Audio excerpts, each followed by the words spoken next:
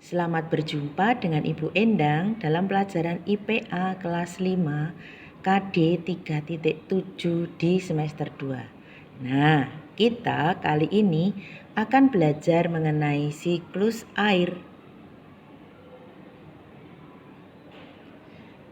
Air merupakan komponen yang sangat penting untuk seluruh makhluk hidup.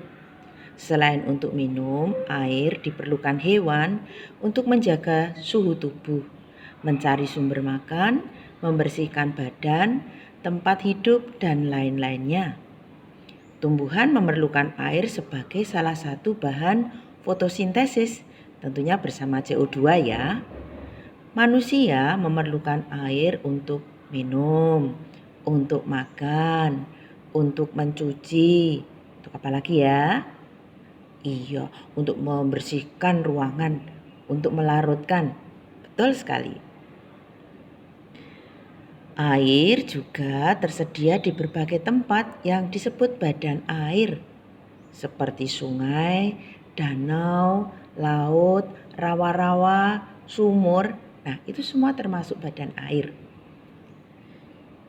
Air dapat tersimpan dalam jumlah besar di dalam tanah dan membentuk kolam-kolam bawah tanah atau sungai bawah tanah. Nah, anak-anak yang mengenal sumur artesis itu menggunakan air yang bersumber dari sungai bawah tanah. Air yang selalu tersedia karena mengalami siklus atau daur. Siklus air adalah proses perputaran air yang terjadi secara terus-menerus dari permukaan bumi, lalu ke atmosfer, dan kembali lagi ke permukaan bumi. Dalam siklus air memiliki beberapa tahapan, antaranya penguapan atau evaporasi. Itu kalau terjadi pada benda mati seperti sungai, laut, sumur, danau. Namun kalau penguapan melalui makhluk hidup disebut transpirasi. Proses berikutnya adalah pengembunan atau disebut kondensasi. Dan jatuhnya air hujan yang disebut presipitasi. Namun ketika sudah terjadi presipitasi, air akan terserap ke permukaan bumi dengan proses yang disebut infiltrasi. Nah, air-air yang tidak tertampung di resapan biasanya nanti akan mengalir yang disebut dengan limpasan atau runoff. Nah, ini gambarnya. Dimulai dari transpirasi, lalu juga evaporasi membentuk awan. Lalu awan-awan itu akan terkondensasi lebih lanjut membentuk mendung, lalu akan menjadi hujan atau presipitasi, airnya terinfiltrasi ke dalam permukaan bumi. Ini proses siklus air. Yang pertama tadi evaporasi dan transpirasi. Lalu nomor 2 itu kondensasi. Ketiga presipitasi. Yang keempat adalah infiltrasi. Anak-anak bisa menyimaknya. Siklus air ada 2 macam, ada siklus panjang dan siklus pendek. Kalau siklus pendek, ketika air laut menguap, jatuh kembali ke laut.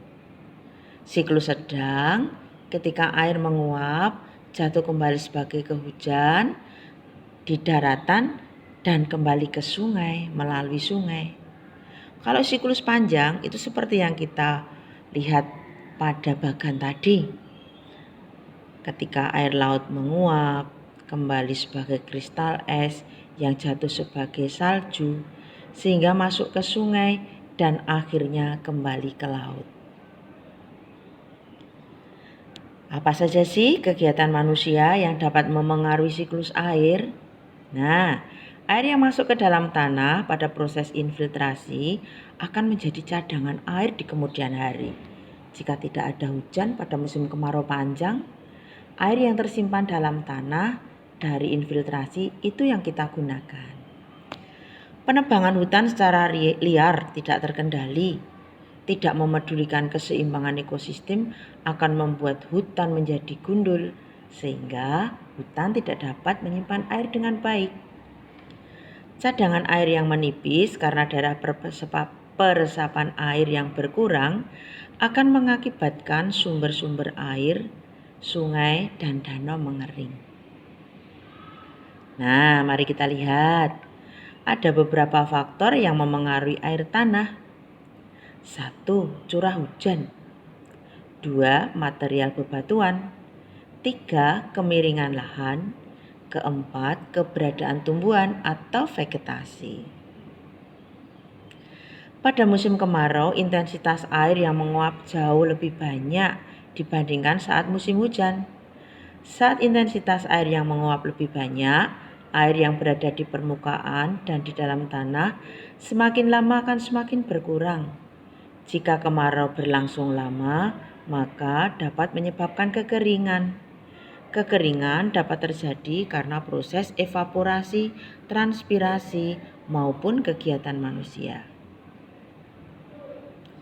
Lalu apa ya manfaat pohon? Ayo kita simak bareng-bareng. Keberadaan pohon sangat penting karena selain dapat mengurangi proses evaporasi di permukaan tanah, akar pohon juga berfungsi untuk menggemburkan tanah sehingga tanah dapat menyerap dan menyimpan air hujan. Lalu kalau terjadi kemarau panjang, apa ya akibatnya? Betul anak-anak. 1. Berkurangnya sumber air minum dan cadangan air bersih di permukaan dan di dalam tanah. Kedua, lahan persawahan menjadi kering dan tanah menjadi retak-retak. 3. Banyak hewan yang akan mati karena tidak mendapatkan sumber air. 4. Kegagalan panen atau fuso karena banyak tumbuhan yang layu dan mati karena kekurangan air. Penambak seperti yang ada di tepi pantai ya, penambak udang, penambak bandeng, tidak dapat membudidayakan ikan dan udang serta hewan air lainnya. Sekarang kita akan belajar mengenai syarat-syarat kualitas air yang baik. Tentunya air yang dimanfaatkan untuk air minum dan keperluan kita sehari-hari. Syarat fisika. Air tidak berasa, air tidak berbau, dan air tidak keruh atau juga tidak ada endapan.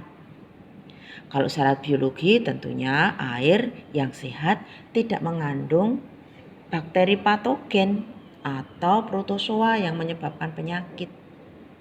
Syarat kimia yaitu air memiliki pH yang netral sekitar 6,8 sampai 7. Lalu air juga tidak mengandung zat-zat kimia berbahaya dan beracun. Lalu apa ya yang bisa kita lakukan untuk mengurangi krisis air? Karena kalau terjadi krisis air, manusia dan makhluk hidup akan merugi. Mari kita simak. Yang pertama, melakukan penghematan. Tidak boleh boros ya. Kalau tidak dipakai, air jangan dihamburkan.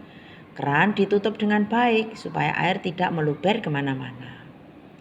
Tidak membuang sampah sembarangan yang menyebabkan tersumbatnya saluran air dan berakibat banjir. Itu mengganggu siklus air. 3. Membatasi penggunaan deterjen yang tidak ramah lingkungan karena dapat mencemari. 4. Menggalakkan penanaman pohon atau reboisasi. Yang kelima, membuat lubang resapan air atau biopori. Yang keenam, membangun tempat penampungan air atau PAH. Yang ketujuh, menanggulangi pencemaran sumber air. Nah, demikian anak-anak. Kita belajar tentang siklus air. Semoga anak-anak dapat menyimak dengan baik dan tayangan ini dapat membantu anak-anak belajar. Ini adalah tayangan dari siklus air tahap 1. Anak-anak bisa mempelajari kelanjutannya pada siklus air pada tahap 2, pada tayangan yang berbeda. Baiklah, sekian dan terima kasih. Sampai jumpa.